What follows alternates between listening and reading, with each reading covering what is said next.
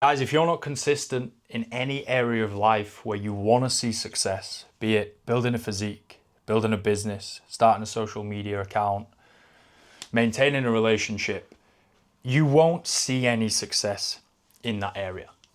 You can't avoid hard work. You can't avoid the need to be consistent.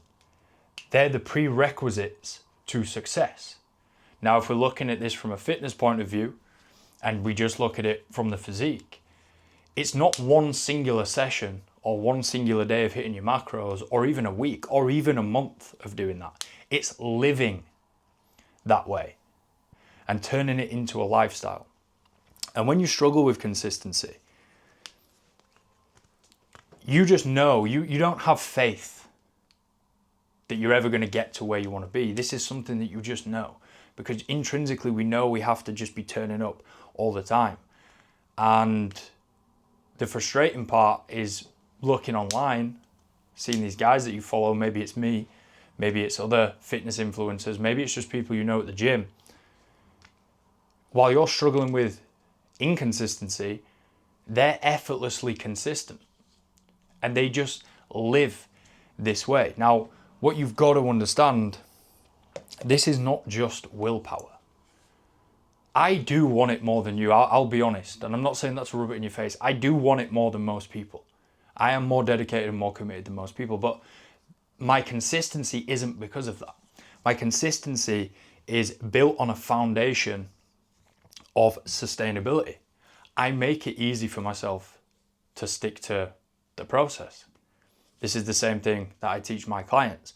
And the reason why people are finding it hard with consistency in the gym is normally in the mechanics of what they're actually doing. So could you be more dedicated and committed? Could you be less lazy? Could you show more willpower in those moments where you choose not to train or not to do your cardio or not to follow your nutrition guidance? 100%. But you won't fix this problem with willpower alone. Now, one thing before we actually jump into what you need to change and how I would optimize it, you need to understand how big of a problem this actually is. This isn't just about your physique. Fitness is the vehicle to take you to success, and success is defined as whatever you want it to be, but it's going to be all encompassing. It's not just going to be the physique, it's going to be the life, it's going to be the woman that you're marrying or the woman that you're with, it's going to be the family, it's going to be the financial freedom, it's going to be where you live in the world. It's going to be the autonomy. Fitness is the one thing that is going to push you closer to that than anything else. Common denominator in every single avenue of your life is you. Making money, providing for the family, showing up for the family and friends, anything. The one thing that you take into all of that is you. It's your energy, your clarity, your frequency, who you are, your standards, your agency. Fitness works on you. So when you optimize this process, when you become consistent, when you get in the shape of your life, when you operate with more energy than you've had before, every single avenue of your life will improve by default. That's how it works. That's why fitness is the vehicle. You'll hear me say in my content all the time, fitness isn't the goal. Fitness is the vehicle. Now, we set goals in fitness, but it's not the goal. You don't think, oh, I'm not bothered about making money, I'll just be single and lonely all my life, but I'll be in shape. That's not it at all. We put all of our effort and we lead with fitness to create this big vision that we've got for life. And the inconsistency that you feel in the gym, the friction, will come from this.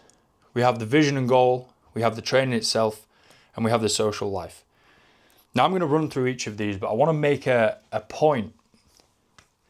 I want to point something out that you've probably never even really computed properly, but you'll know it's true as soon as I say it. Nobody falls off the gym because of the gym. Everyone falls off the gym because of nutrition or something around nutrition. When you go and train, when you get a pump, when you see a new vein coming in the mirror, or you see the abs coming, or even if you can't see any of that stuff yet, going and getting your heart rate up and moving your body having the tunes blasting in your headphones, it feels fucking good. You walk out of that gym in a much better mood than you walked in the gym. And that's true if you went in a good mood or you went in a bad mood. You can't lie about the process of enjoying exercise and enjoying movement. You can't cheat the endorphins or ignore the endorphins being released and the dopamine from training and from moving your body. People don't fall off because they just can't be arsed training. People fall off usually because of nutrition and the social side. It feels too restrictive. I can't go out and eat with my friends. I can't take my missus out on date night. I can't enjoy a drink. I can't enjoy a burger without feeling completely guilty that I'm fucking up this side. Now, you tie in with that, not knowing what you're doing with training, which is the position most people are in. They don't have an optimal process. They have all of this restriction on the social side, no idea what they're doing with training. So they're getting minimal results, but they have maximal restriction. Who in their right mind would be consistent when they're so restricted with what they can do from a social aspect and what they eat, and they feel like a prisoner to the diet, and they're getting no results? So they put all of this effort in, they have nothing to show for it. Is it not painfully obvious, guys, that of course you're going to be inconsistent? So there's like a multi-layer to this. But essentially, we have to do this. We have to create passion about the process. Now, let me give you an insight into how my mind works with the journey that I'm in now and the journey I've been on when it comes to my fitness journey. I was the guy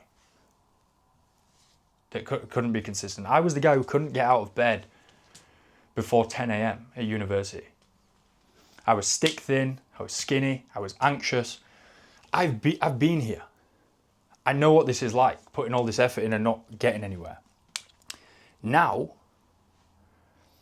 sometimes I can't even sleep thinking about getting up tomorrow and doing all this again. Not just the gym, but building my business, making these videos.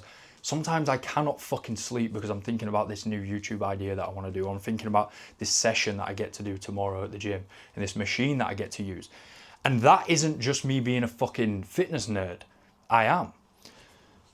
But I just have so much passion about this process. I enjoy every single thing that I've built and set up intentionally for that. I want to be excited about what I'm doing. Now, are there days where I don't want to get out of bed? This morning was one. I didn't want to get out of bed this morning. I'm in a deficit right now. Do I get to the end of the day and think, fuck, I'd love to just binge out? Yes. Guys, you can't avoid shit like that. I'm not suggesting here, I'm not selling some fake bullshit that everything's just going to be rosy and happy and it's all going to be fine. You're going to get your dream physique without any work. It's not what I'm suggesting at all. But there's leeway in each of these layers that you absolutely need to be utilizing to create passion for the process. So we spoke about this one. I want to start on this. Now, the first thing to understand here with social, and social you can think of as nutrition as well. The primary thing that this has to do is fuel the process and elicit the change that we need, obviously in alignment with training and expenditure as well, to get the body composition that you want. That's the first thing it has to do. That's how it has to be designed and optimized. Now, if you're someone who's like, got too much body fat, let's just leave it at that. You got too much body fat, you're gonna have to go through a period of restriction. You have to do that. It's so worth doing, but you have to do that. You can't just come in and have full flexibility and full sustainability from day one. There's going to be a period where we go, right, we need to get all this body fat off, and then we can create a little bit more of a sustainable approach when we get out the other side. The more compliant we are with what we set from a nutritional standpoint, even if we pull a little bit of that flexibility and social side away, the quicker you get to the shredded position. Now, when we go through that 4-phase performance roadmap and we come out of the deficit and we reverse diet back up and then food's on the up still lean, still shredded. Calories are going back up. Now we can be a little bit more sustainable. And this is what I teach my clients. Guys, what did I have fucking on Monday? I was at a coffee shop. Now, bearing in mind, I'm 94.3 kg today. The start of last week, it's currently Thursday today. The start of last week, I was 96.5 kg. I'm in a deficit right now on 2,900 calories. Now, that is another video to make about nutritional leverage. I don't ever drop down to these 1,800 calorie deficits. I did when I started, but when you approach this as a lifestyle and you think long-term rather than just the next few months or few weeks, you can create this situation for yourself as well, guys. Think of how easy it's going to be for me to get shredded on 2,900 calories when I'm already pretty fucking lean as I am right now. I probably won't have to drop food any lower than 2,500. Now, for some of you guys watching, if you've done deficits in the past, you're probably thinking, what? I was gaining weight at that calorie mark. When your food gets higher, sustainability is fucking easy. I had a Lotus Biscoff cookie pie or some shit. I don't know what the fuck they called it. It was insane. I was in the coffee shop the other day. I think it was Tuesday. And I was ordering a coffee and I just saw them sat in this little glass thing and I was like, oh my God. Like, I've got a sweet tooth for me. So I'm like, I was looking at this shit like, I fucking need that. I'm having it. But I know what to do when it comes to managing my calories and the other things that I eat in the day in order to just make that fit. At the weekend, I went out with a mate for food. We went to a meat spot in Sheffield. I got a pulled pork burger and some chicken wings. Still lost weight, right? The point I'm trying to make here, without diving into the exact things, what you do and how to move your calories around, is if you do not feel like a prisoner, if you do not feel like you're tied down to this strict meal plan that's fucking boring, and if you wanted to go out and eat, if you wanted to take this girl out on a date, if you wanted to go on date night with the missus, you can do that and do it guilt-free and not fuck up your progress. That creates sustainability. If nutrition is the reason why people fall off, and the only reason why people fall off, if you bulletproof that area and you actually learn the skills and you leverage AI as well, which is what I do with the guys inside the program, in order to balance this, you will never ever feel like this isn't worth doing. So that's one thing. That makes me passionate. Just maximum enjoyment. Then we've got training. Now, again, this runs on the principle that there's always going to be things that you have to do. You're not going to enjoy every exercise, but I'll always work with a client and say, look, tell me the machines you got at your gym. Tell me the ones that you absolutely love using, and let's see if we can get them in the program, which 9 times out of 10 we always can.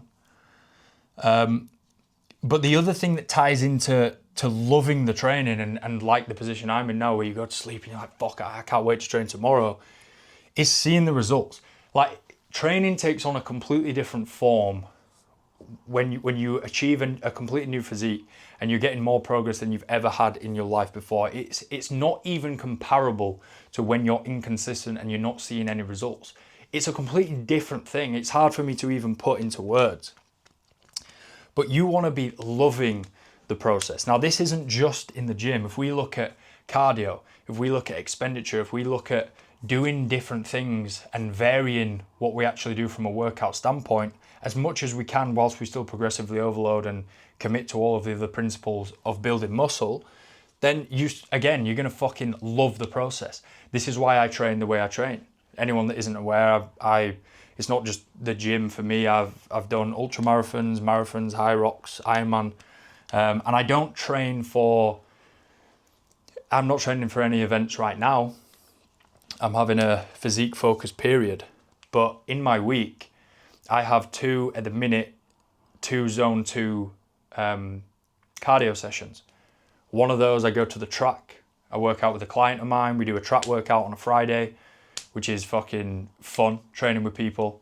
There's no one there, the sun's rising, it just feels fucking epic in the morning. Go get a nice coffee after, have a catch up. And then the other one, sometimes I go and I bike. Sometimes if it's nice weather, I'll go on another run around here up in the hills in West Yorkshire. But I have the option of sitting on the bike. I have the option of rowing. I have the option of swimming. Whenever I want to switch it up, whenever I'm getting a little bit bored of what I'm doing, I just go and switch it. That's fun for me. I don't feel like a prisoner again. And my gym's sick. It's like training facility. The amount of clients that I've spoke to before where they're just like, yeah, my gym's dead. And I'm like, well, is there a better one? Yeah. Well, why aren't you there? Well, it's 10 minutes further. I'm like, mate, what the fuck are you talking about? Like, you don't understand how important shit like this is. You have to love what you're fucking doing. If you have a good gym available to you, go and sign up at the good gym, even if it's a little bit further away or a little bit more expensive. You cannot put a price on the feeling of turning up and being excited to train. You're going to train with so much more commitment, so much more intention. You're going to build more fucking muscle. It's a no-brainer.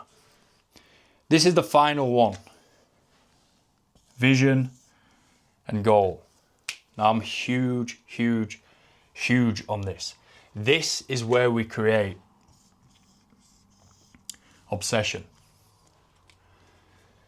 A mistake that a lot of people make is leaving fitness and their life completely disconnected. So they have a business goal or a career aspiration, or maybe they're planning things with the missus, the house they want to buy, or where they want to move, where they want to live. And then as a separate entity, they have, yeah, I kind of want to get in shape. That's the complete wrong way to look at it. These things have to be completely intertwined, okay? Fitness is the vehicle to go and get the life that you want. Now, when it comes to vision and goal, you've got to get crystal clear on the physique that you actually want to build. And I'm not talking lose a bit of body fat. I'm talking how much body fat do you want to lose? It doesn't matter if you don't know. It doesn't matter if you've never got lean, you don't know how much fat's going to come off. Go and look at someone else's physique on Instagram and say, I'd like to look like that. Work out what body fat he is. You know, roughly, just have an idea in your mind rather than, yeah, I'd like to just build a little bit of muscle. Where do you want to build the muscle? Are you embarrassed about your skinny little arms, your skinny calves? Do you want a big top line and chest and shoulders? The V-taper, the abs, the obliques? What is it when you look at another guy's physique? No fucking Diddy, yeah, no homo. When you look at another guy's physique and you think, fuck, that guy looks sick. What is it about that physique? Take that and go, I want that. Now that's just the fitness lens. That's just the fitness vision and goal. What do you want from life? Rather than just drifting through and turning up to work for this fucking company that doesn't give a fuck about you, probably underpaying you, and you just outsourcing all of your dreams, and to be honest, it's not even outsourcing, it's just getting rid of what you want to go and build someone else's empire, someone else's dream, by you turning up and working for them for the equivalent of pennies versus what they make. What do you want from your life? Where do you want to live? What kind of financial freedom do you want? What would your dream partner be like if you're single? What car do you want? What tickles your fancy? What floats your boat in life? What gets you fucking passionately excited? And the key to this is not operating with any limiting beliefs at all. It doesn't matter if it's realistic for you right now. Realistic isn't a thing, okay? It's just what you deem to be realistic or not. But if you're in a position where you're not consistent in the gym, then I already know that you're operating with a lot of limiting beliefs, and you don't think you can have this type of money. You don't think you can have this car, this kind of lifestyle, this kind of house. You've got to scrap that. The whole point of this, whether you think it's realistic or not, is to just become totally obsessed with this whole process, okay? Once you start to add more detail to this and you set up the Pinterest vision board and you figure out all the little details of, like, in fact, I had a call with a client this week and I went into this. I said to him, okay, mate, tell me what's on there. Tell me what's on your, we call it character design inside the program. Tell me what you've detailed down for the guy that you want to become. And he said, yeah, I want financial abundance, which is good. You should want that. Okay, what does that mean? Well, I don't really know. Okay, well, let's look at it. He's moving to London in September for a job. He's very excited about that. I said to him, mate, get on Rightmove. He's already sorted a house, but get on Rightmove and have a look at what you could rent for £5,000 a month, for £10,000 a month, for £15,000 a month. Find a place that you would love to wake up, you would love to live in. How much does it cost?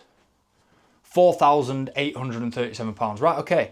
Now you've got a figure. Fuck it being realistic. Fuck how, whether you think in your industry you can make this money or not. Just forget all of that. We have to create passion. We have to create obsession for this whole process to work, right? You've got to add details to what you actually want from life. What kind of lifestyle do you want to live? What kind of restaurants do you want to live at? What kind of food do you want to buy? Are you fed up with Aldi? Do you want to go to Marks and Spencer's? Do you want to go to the butchers for all your meat and get the highest quality stuff? All these little things. What would you design your life like if you were making a movie or a video game where you were the main character and it was about your life? How would you design it? Because that's where you're actually going to find some excitement to go and do this, to lead with fitness, right?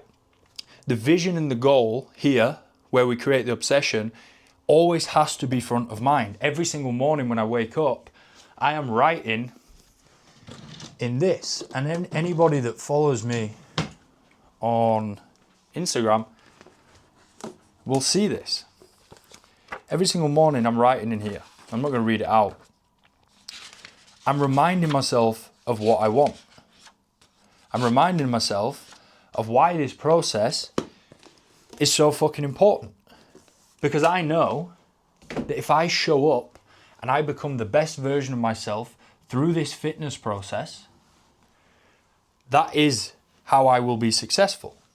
So the vision and goal has to be front of mind. It's not something you write once and then you just put it to the back of your mind. You kind of forget about it and then you go through the day and you're just applying mediocre effort to the gym and you're not really tracking your macros or balancing your social stuff. You let yourself down at the weekend, you reverse all your progress.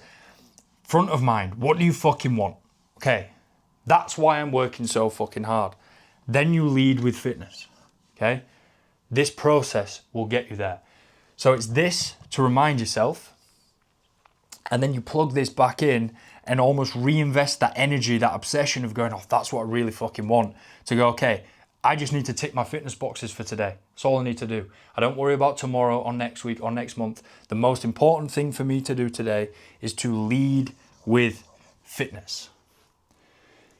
I am telling you right now, guys, if you can squeeze out as much enjoyment as possible from where you train, how you train, the variance that you have, you balance your social life, you never feel like a prisoner to your nutrition strategy.